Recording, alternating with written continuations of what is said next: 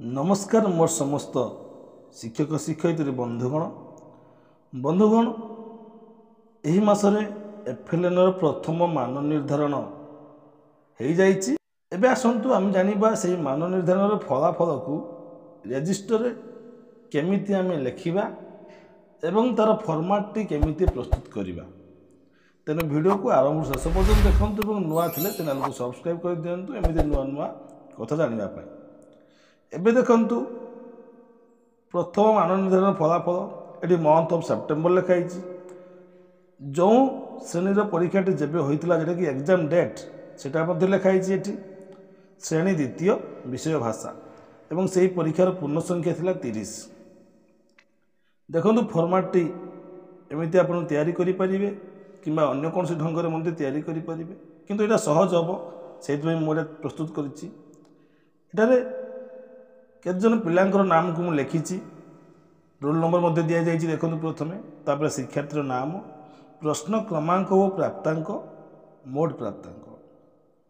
देखो प्रश्न क्रमांक जो अच्छे जो बुझंतु जिते नंबर प्रश्न आम पड़ा धर जाओ द्वितीय श्रेणी पिलाମାନଙ୍କର भाषा 5टा प्रश्न कि 6टा प्रश्न आसाला। तेणु 1 नंबर प्रश्न 2 नंबर प्रश्न 3 नंबर 4 नंबर प्रश्न लिखाई।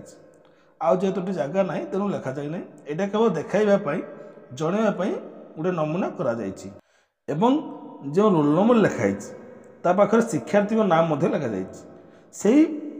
1 नंबर रोल नंबर थी पिंकू दास नामक पिलाटी जी 1 नंबर प्रश्न में 3 मार्क रखी, 2 नंबर प्रश्न में 2 मार्क रखी, 3 नंबर 1 मार्क रखी, 4 नंबर प्रश्न में 2 मार्क रखी।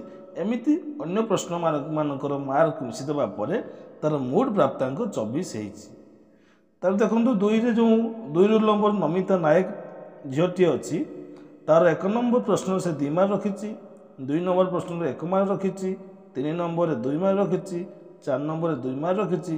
अन्य प्रश्नर मार्क को मिसई देवा तार मोड प्राप्तांक 27 होमती।